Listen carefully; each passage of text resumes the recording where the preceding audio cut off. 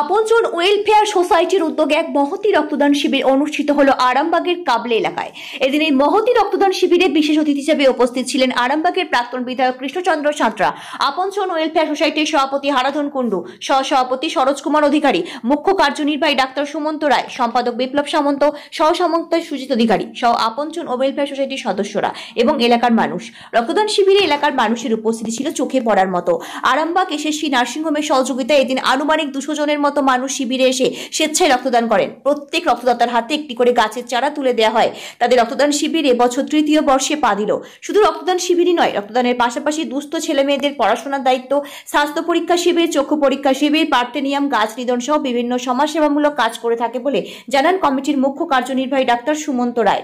এদিনের রক্তদান শিবিরে উপস্থিত রক্তদাতারা প্রাক্তন বিধায়ক কৃষ্ণচন্দ্র সাঁতরা, কমিটির মুখ্য কার্যনির্বাহী ডক্টর সুমন্ত রায় সাংবাদিকদের মুখোমুখি হয়ে কি জানালেন তা দেখে নেব। হুগলি থেকে সমীর দাসের রিপোর্ট, ওয়ার্ল্ড জনতা টিভি। রক্ত দিলেন না, এর আগেও রক্ত দিয়েছেন? দিয়েছেন। এটা কি সেকেন্ড বার? এখানকার যে পরিবেশ এবং পরিস্থিতি কেমন আছে? খুবই ভালো। আগামী দিন এই ওয়েলফেয়ার সোসাইটি আবার রক্তদান শিবির করবে, আসবেন? আপনার বাবা এখানে সদস্য? আচ্ছা আচ্ছা, তাহলে তো একদম ঘরে। বলছি বর্তমান সময়ে তো নতুন প্রজন্মের মেয়ে রক্ত দেওয়াটা কত জরুরি বলে মনে করে?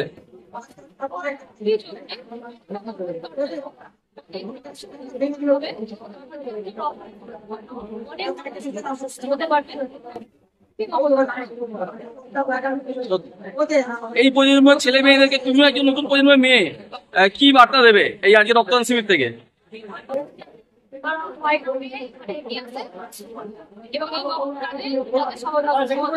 নাম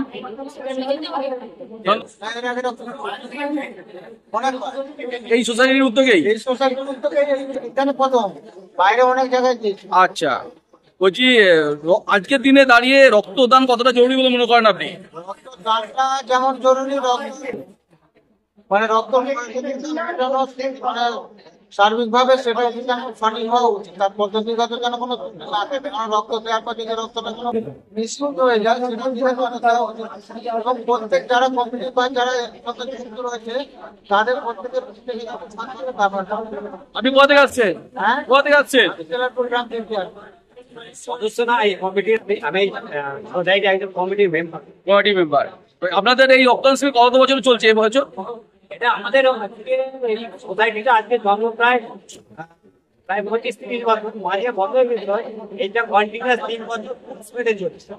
দেখতে পাচ্ছি প্রচুর মানুষ এই রক্তদান শিবির রক্ত দিতে এসেছে। আমাদের সোসাইটির যে হেড কর্মকর্তা উনি মারা যাওয়ার পর আমাদের সোসাইটিটাকে যিনি তারপর আবার নতুন করে আমরা আমাদের ইয়ং জেনারেশন গ্রুপ যোগ করে এখন এই শুধু রক্তদান শিবির নয়, রক্তদান শিবির আমরা চক্ষু অপারেশন শিবির সমস্ত কিছুই করে থাকি এবং সামাজিক কিছু কাজ, পার্থেনিয়াম গাছ এইসব নষ্ট করার বিষয়ে কাজ করে থাকি এবং আমাদের সোসাইটি আরো দুস্থ ছেলেদের পড়াশোনা খরচ দেয়, সমস্ত কিছুটাই আমরা এই সামাজিক কাজেতে ইনভলভ করি। আপনার নাম? পরিমল অধিকারী। প্রত্যেক বছর আপনজন ওয়েলফেয়ার সোসাইটি প্রত্যেক বছরে আমি আসি। তাই এই আপনজন ওয়েলফেয়ার সোসাইটি এমন একটা সোসাইটি যে সমস্ত ছেলেমেয়েরা অর্থের অভাবে পড়াশোনা করতে পারে না তাদের পাশে থাকে এবং অন্যভাবে যারা কোনো অসুবিধার সম্মুখীন হয় তাদের পাশে এই সোসাইটি সবসময় সাহায্যের হাত বাড়িয়ে দেয়। আর বর্তমানে যারা মুমূর্ষ রোগীরা হসপিটালে নার্সিংহোমে এক ফোঁটা রক্তের জন্য পথে বসে আছে তাদের মুখে হাসি ফোটাবার জন্য আপনজন ওয়েলফেয়ার সোসাইটি রক্তদান অনুষ্ঠান করছে। আজকের অনুষ্ঠানে যারা রক্ত দিতে এসেছেন তাদেরকে যেমন আমরা অভিনন্দন ধন্যবাদ, ছাত্রছাত্রী যারা দিতে এসেছে তাদেরকে আমরা অভিনন্দন ধন্যবাদ যোগ্যতা জানাই। সকলের ছাত্র চিন্তায় সকল কামনা করি, সকলে ভালো থাকুক, সুস্থ থাকুক। আমরা যারা সাংবাদিক এসেছেন আমরা তাদেরকে অভিনন্দন জানাই। আমরা প্রথমেই আপনজন ওয়েলফেয়ার সোসাইটি সম্পাদক, সভাপতি এবং সদস্যদেরকে আমরা অভিনন্দন ধন্যবাদ জানাই এরকম একটা রক্তদান অনুষ্ঠান আয়োজন করার জন্য। কারণ রক্তদান যদিও রক্তদান আরামবাগের আপনাদের ওয়েলফেয়ার সোসাইটির এটা 3য় বার্ষিক রক্তদান শিবির।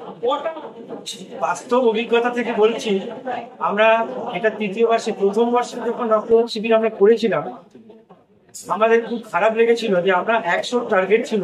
ন্যাচারালি মেডিকেল কলেজ আমাদের 100টা পাউচ দিয়েছিল, বাট আমরা 21 জনকে বাড়ি ফিরিয়ে দিয়েছিলাম এবং আমরা নিজেরাও রক্ত দিতে পারিনি, কারণ 100 জনের অধিক হয়ে গেছে। পরের বছর থেকে আমরা 150 করেছিলাম, গত বছর সেম কেস, এবারে আমরা 200 করেছি। আমি জানি না এবারে আমরা রক্ত দিতে পারবো না, আপনারা লাইন দিতে